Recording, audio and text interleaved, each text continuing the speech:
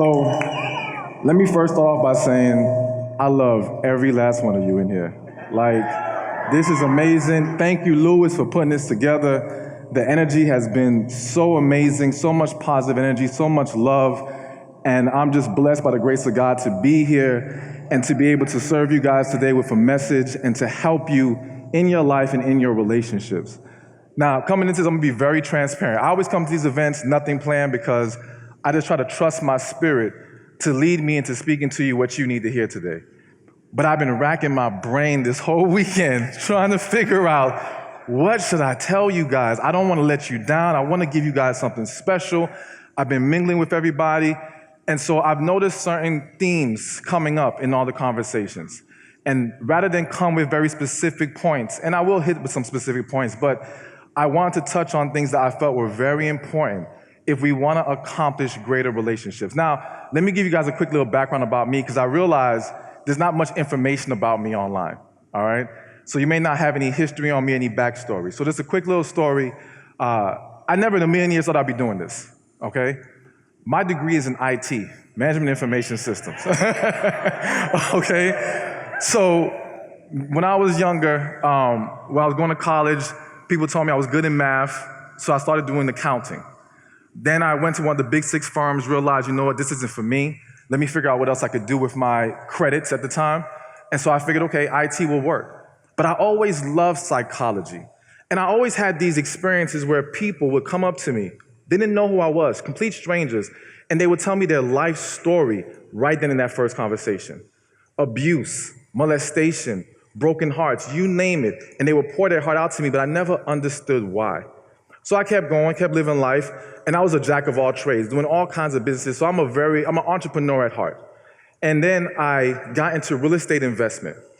And so I went really hard with real estate investment. I got up to like 15 properties. I'm living it up. I'm throwing parties. I'm living the wild life. And God was not at the forefront of my life. And so the market crashed, as you guys knew. And after that, I kind of didn't know what I was going to do with myself. And I felt God was telling me to move to Georgia. I used to grow up in Miami, Florida. Shout out to Miami, all right. So I moved to Georgia, and when I moved there, I'm surrounded by married couples, and they're all coming to me for advice. Mind you, at the time, I wasn't married. And so that's what birthed my first book, that and praying, because I always pray about what do I do next. I pray before I get on stage. I pray before I write a book. I pray about everything. And God told me to write this book, and the first book I ever wrote was How to Get a Woman to Have Sex with You If You're Her Husband.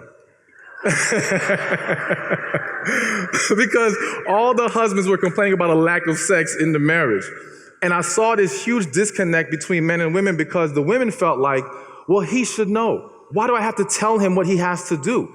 And the men were like, I have no clue what's going on here. Like, please, just give me the instructions and I would do it. And so that and through God's guidance birthed my first book. And from there, it's always been about praying and asking God what to do next.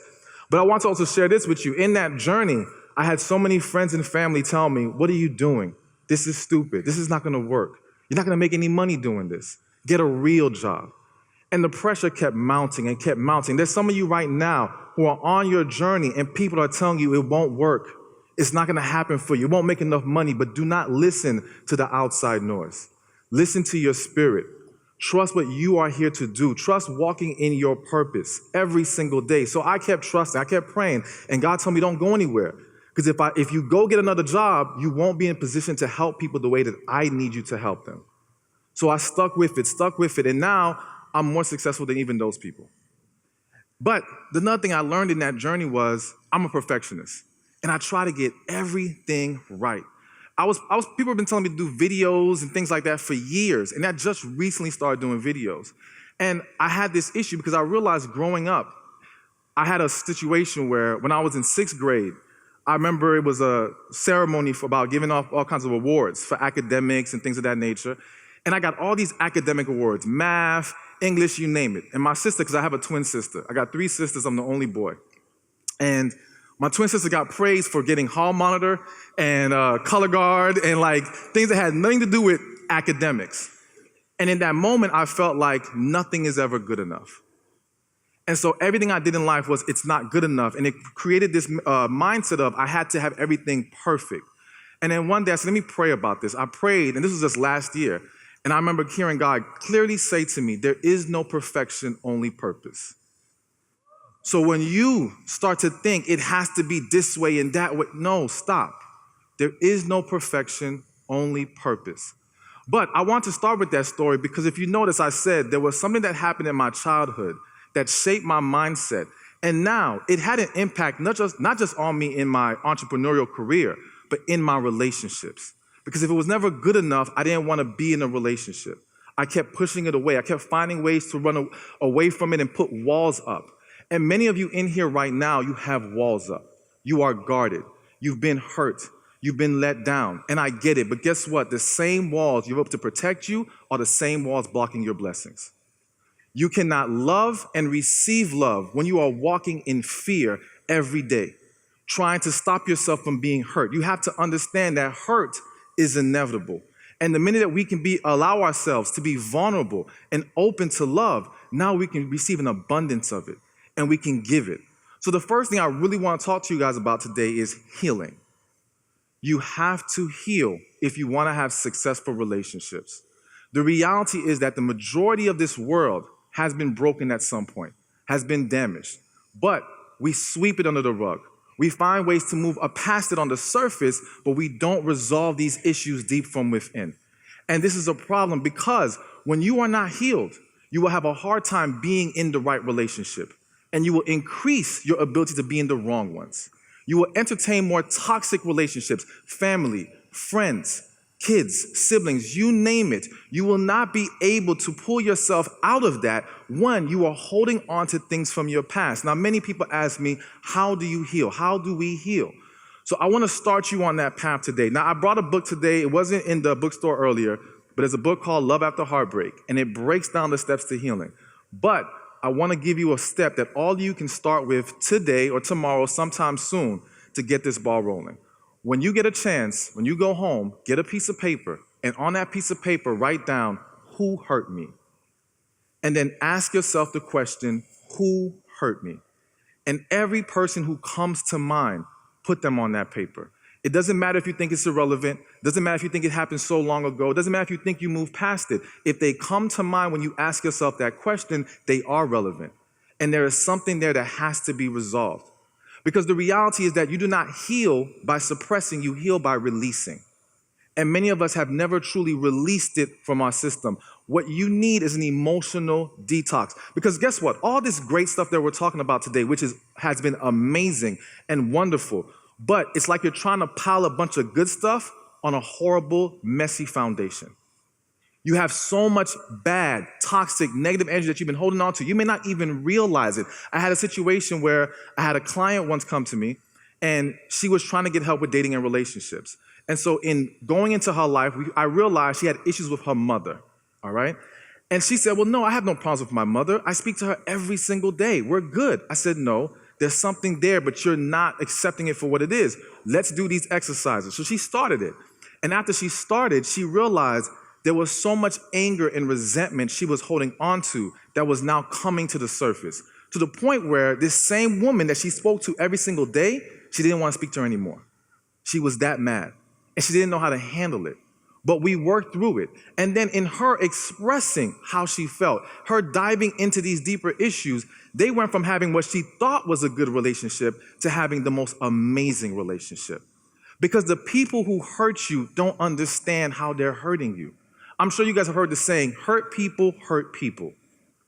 And the reality is that if you've been hurt, you're hurting people too. You don't realize that person you pushed away. You don't realize how you may neglect your partner. You don't realize how you're not pouring into yourself the way that you need to because you're holding on to that hurt. But guess what? When we are operating in hurt, we are blinded by it. And so that individual doesn't see what they're doing to you. It's not about you. It's about their own issues and what they haven't resolved within themselves. But when they figure that out, and that's for them, because you can't heal anybody, but you can heal yourself. And you have to focus on that and set the example for your life, because once you heal and you now allow yourself to truly be open to love the way that it needs to, everything around you can flourish. I've heard many people ask today, well, what do we do when we go home from this event? Because everybody's on a high right now. Everyone's feeling great. But some of you go back home to a toxic environment.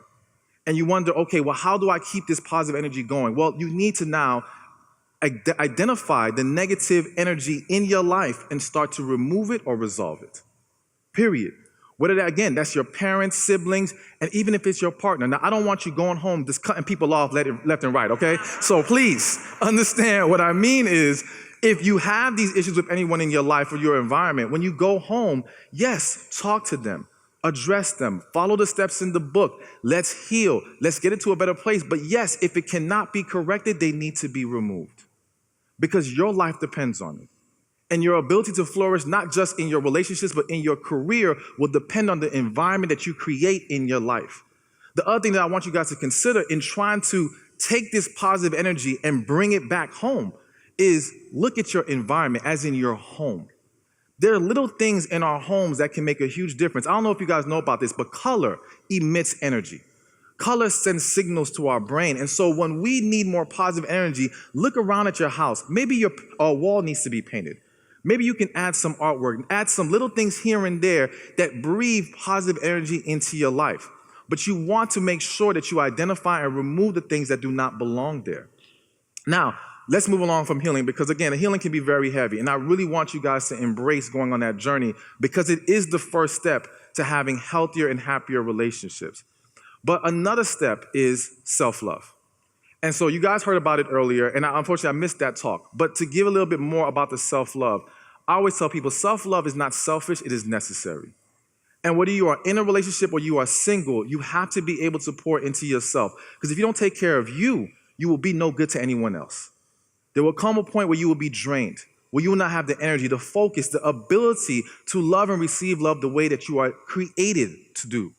So, take an inventory of, am I pouring into myself? Am I doing things that make me happy? Am I doing things that allow me to stay on a positive path in my life? And if I'm not doing that, let's make a change, all right? Let's start identifying those things. Also, let's be mindful of how we treat our bodies because that relationship with ourselves dictates the relationships with everybody else. And so you have to make sure you are pouring into yourself emotionally, mentally, physically, and for those of you who are believers, spiritually. Because all of those things are going to enhance you and allow you to live an amazing, amazing life. Now, another key to increasing and having better relationships is communication. One of the things that I have found is that we are horrible communicators, okay? We talk, but we're not saying anything, all right? And the person that you're talking to is not able to receive what you're saying because we have to understand that for anyone to receive us, we must speak in a positive and loving manner. Anyone who feels attacked by your words will defend themselves. It is human nature. And they will not be able to clearly understand what you're trying to get across. So it's not what you say, it's how you say it. And now from here on out, I want you to take an inventory of how are you talking to people? How are you talking to your partner, your friends, your potential partners, on your dates? Are you projecting negativity or are you projecting positive energy, projecting love, projecting the outcome that you want to see in that interaction with them? Our communication is very important, but the reason why a lot of us don't communicate the way that we need to is one, because we don't truly know ourselves. And we're not confident in what we need. We're not confident in expressing what we desire because we're afraid that people will reject it. People will push us away. People will dismiss it. But we have to understand that you have to speak your truth. No matter what. No matter if you're in a relationship, no matter if you're trying to date, whatever it is, you must speak your truth because the truth shall set you free. And you have to understand that. But you have to start practicing it. And so one of the things that I put in the book, again, with the healing, but I'll mention it right now, is for many of you, you may be dealing with a situation where expressing your deep emotions to somebody hasn't worked and they haven't been willing to listen. But that's because verbal expression of deep issues and feelings typically won't work because that person is going to get defensive, they're going to deflect, they're going to tune out, and they're going to listen to rebuttal. However, when we use letters, believe it or not, letters will help convey the message that you're trying to convey to an individual. And it gives them the opportunity to read and process what you have to say. And here's the wonderful, amazing thing about letters. They're going to read it. And you know why they're going to read it?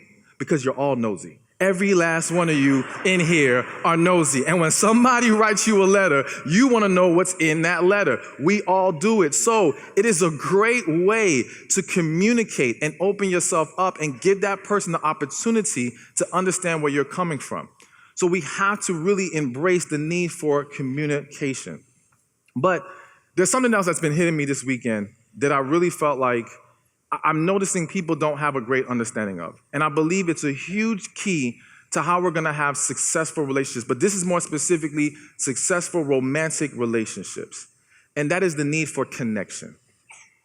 Connection is the key to all romantic relationships. And if you don't know what a connection is, the way that I see it is that connection is your spirit recognizing its match. It is when you can talk to that individual and it just flows right. It's instant, it's natural, it's not forced, it's just there.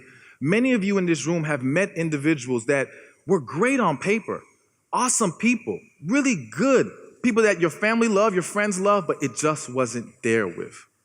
And there's nothing you can do to, there's nothing you can do to change that. You can't force the situation, you can't make it what you want it to be, you have to accept it for what it is. But we've lived this life where we ignore connection, and then we wonder why our relationships fail. We wonder why things aren't the way they need to be. Well, now, if you notice some of the other points I made, healing, being yourself, if you're not yourself, who are you connecting to?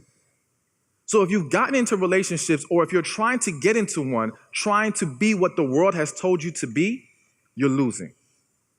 And you're setting yourself up for failure every single time. So you have to be yourself, but you have to also be healed. Because many people, when you're not healed, the greatest, most amazing love can come your way, and guess what you'll do? You'll run. You'll question it. You'll try to find some reason why you shouldn't be here, why this can't be real, this is too good to be true. And you will sabotage the situation. Why? Not because they aren't great, not because they aren't for you, but because you have not healed and you can't embrace the good that you see in front of you. And some of you are in relationships right now, and because of what you've been through, you are projecting it onto your partner, not realizing that you're undermining their efforts. You're not valuing what they bring to the table. And you're not accepting that it's something special right there in front of you, but you've got to resolve what's deeper within you that is causing a problem. And you can't wait for them to just accept you as you are. Everyone has this idea, accept me as I am, flaws and all. But guess what? Not everybody's accepting you. It's not working out. It's not happening the way that you want to. And there's nothing wrong with that. But that's a sign to you to say, you know what, I have some things to work on. The beautiful thing is that everyone in here came here today to become better, to become greater. But guess what? The path to greatness comes with resistance. And you have to understand that even in healing, in trying to be all that you can be, in living your purpose, in doing what you were created to do, you're going to come across pitfalls. You're going to come across things that come against you, but you got to keep pushing through. You got to keep fighting. But you got to understand that, yes, if I want that amazing relationship, I need to understand the connection has to be there. And I have to understand that once I'm in that relationship, I have to nurture that connection. I have to understand that we're here not to simply get what we want, but to be able to pour into other people. Relationships aren't about you. It's about what are you prepared to give to that person? Are you prepared to pour into their needs? If you are not prepared to give, you are not ready for a relationship. So you have to be honest with yourself about that and understand, do I have the foundation in place to set myself up for success? Because the last thing we need is more broken relationships, more broken marriages. Why? Because we're moving too fast. And we don't understand the foundation that needs to be in place first before we take that next step. Now, for me, one of the biggest pieces of my life as far as understanding how to move and when to do what and who to be with is talking to God. That's what's important for me. And for those of you who have that belief in your life, I would highly suggest and highly encourage you to make sure you include God in the process of your life. And we have to understand that that process is not on our timing, it's on His. But regardless, wherever you stand with things, you have to take a step back and say, okay, can I give to relationships what is necessary? And do I understand the value and importance of these relationships? Now, we talked about healing. We've talked about connection. We talked about finding yourself. We talked about self-love. But ultimately, what you have to understand in moving forward and having that better relationship is you've got to know your worth. You've got to understand that you deserve to be loved. You deserve to have an amazing relationship. You deserve to have an amazing career. You have to believe these things because what's limiting us and what's hindering us in our lives is that we don't even think we deserve it a lot of times. And again, this goes back to the lack of healing. This goes back to all the other issues I mentioned. But that's why we have to resolve those things. Because if you don't know your worth, you will now settle and tolerate things that don't belong in your life.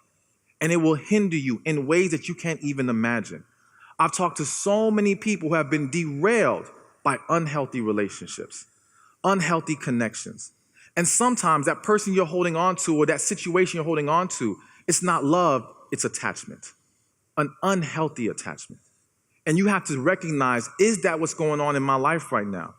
And how do I rectify it? Well, not how do I rectify it, I will rectify it. And you rectify it by, again, healing, knowing your worth, and taking the necessary steps forward to experience better in your life. Now, there's so much I can talk to you about. There's so much I want to give you. And I know that there are a lot of single people. How many single people are in the crowd right now? Okay. All right. So I wanted to touch on something for both. And how many couples are in here? Okay. So I wanted to touch on something for both the singles and the couples to help you in your relationships. And again, more specifically in your romantic relationships. So I want to start with the couples real quick. And what I would like to suggest to the couples is add accountability to your relationship. So what I have found, and I've counseled and talked to so many couples and so many people, is, as I said earlier, our communication is horrible. And I've seen people who have gotten divorced and their partner didn't even know what the issue was. I see people going through all kinds of struggles right now, and the partner has no clear understanding of what in the world is going on. And so when we add accountability, what I mean by that is adding what I call relationship checkups. Maybe every week, maybe every month, maybe every 3 months, we come together and we say, okay, what's working? What's not working? What can we make better? How we can improve this? Let's come together and understand how we're going to keep this thing going. The great thing about relationship checkups is that it allows people to stay on their toes. Now, that sounds bad, but hear me out. It's like if you're working at a job and you know your evaluation's coming up, what do? You get yourself together, all right? You make sure you're going into that evaluation with your best foot forward because you don't want to face that person and say, I haven't been doing my part. Well, it's the same thing with accountability in our relationships. When we know we have to sit down together, talk it out, and address these things, we want to come to the table ready to say, I'm doing my part. That's a good thing. That's a wonderful thing. And it allows for you both to never have an issue go on so long without being clarified, and it causes so much damage that we have a harder time getting back to where it was good. So you got to keep talking and keep coming together, and adding structure to your relationship with a relationship checkup and other things that we can talk about is going to help make a huge, huge difference. Now let me give a tip for the single people. My number one thing that I feel like I have to tell single people is stop wasting your time. Stop wasting your time. What I have seen is that I spoke to someone the other day, and he talked about, I know he's in the crowd right now, and he talked about how, he was finding himself 3-week relationships, and they would constantly end over and over. It was quick things. And he was concerned about that. And he was questioning things about himself in that. And I had to tell him, listen, this is good. This is good. And in reality, we can shorten that time. We don't need 3 months, 3 years, 5 years to figure out, is this the person for us or not?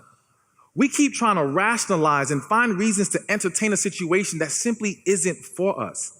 And I have to say to the women in the room, your intuition is something serious. All right? You know, okay? You guys can go on one date, have one conversation, and you know he's not it, all right? You knew. But you give yourself all these reasons why to give it a chance and to entertain them and to keep it going. And you push things along, and now you make it harder to come back out. You make it harder to let go. Now you rationalize even more, I spent all this time and I invested into this individual. Let me just try to make this work. But they're not for you. I've seen men holding on because, yes, you like so much about this woman, but deep inside you, you knew she's not for you. It's not there. And yes, she may provide all these wonderful benefits and she may be a joy to be around. But if she's not for you, she will derail your life. Good person doesn't mean right person. And we will meet good people all of the time, but that right one, that takes time. And we have to understand that. But to not waste your time means stop making excuses for them. Stop giving yourself a reason to entertain something that's not for you. Stop letting your loneliness get the best of you. And shift that energy into something more productive. And understand that as you get through the cycle of dating quicker, the more you're able to have the energy and the love and the desire for when the right person does come. Because what happens to so many of you is this. You keep entertaining all these wrong situations for too long, and then by the time the right one comes, you have no energy for it. You're tired. You're like, forget this dating thing. I'm sick of this, all right? And so now you can't even cultivate the right relationship with the right person. So you've got to minimize or decrease or eliminate that from your life by not wasting your time. And so it goes back to everything that we talked about earlier. Knowing yourself, healing. And again, I gotta say one more thing about this healing thing, all right? Do not walk out of this building dismissing the need to heal. Do not try to act like it's not a big deal. I'll be okay. I've been fine all these years. No, you haven't been fine. You haven't been okay. I've seen some of you. Let me tell you something about myself. I'm very in tune with my environment, and I can see pain in people's eyes. You can smile at me all you want, but I know what's going on. And so don't sit there and lie to me and lie to yourself and lie to your family, acting like you're okay when you're not okay. You've got to take that next step, and to do that, you've got to address these things. And yes, the process of healing is heavy. It can be hurtful, all right? Because there's a lot that you've been holding on to, but it's going to be the most freeing, amazing experience you could ever have. There is not one person who has come back from it and said, I can't believe you put me through this. Why in the world did I go heal? Like, that doesn't happen, okay? Like, never. So this is going to be so beneficial for you. And I want you guys to experience that. I want you guys to have that in your life. And again, it's not just going to impact you with your romantic relationships, your business relationships, if you have kids, your family. All of these things will improve when you're willing to go within yourself. So I'm just going to wrap this up because I got a couple more minutes by saying, at the end of the day, get in tune with your spirit, all right? Get in tune with you and start to be honest about what you need in all aspects, in all areas of your life. And start to walk in your truth, speak your truth, and embrace it for what it is. Because as we live in denial of those things, we block ourselves from receiving all that God has for us. And there's so many amazing things waiting for you to get to it, not for it to come to you. There's a path you have to walk. There's a journey that you have to undergo. And in that process, you will be tested. You will be shaken. You will be brought to your knees. Understand that even in my journey becoming this relationship coach, relationship expert, there were days that I was in tears, crying, broken down. I didn't want to keep going. I didn't think this was going to work out. I didn't understand why God was putting me through all of this. But now here I am, standing in front of all of you amazing people, getting to share an amazing message that I believe will transform your life forever. So we have to understand that we got to keep pushing through, and we got to walk in our truth no matter what it is, no matter how hard it gets. And it's going to get better. It's going to always get better. There's always sunshine after the storm. So do not let your current storm blind you from that fact. So I guess I got one more minute. I'm not going to lie. I tried so hard to make sure I fell within the 30 minutes. So I had to modify what I was going to speak on. But ultimately, again, I just hope that you guys are able to really gain something from this experience. This has been an amazing, wonderful event.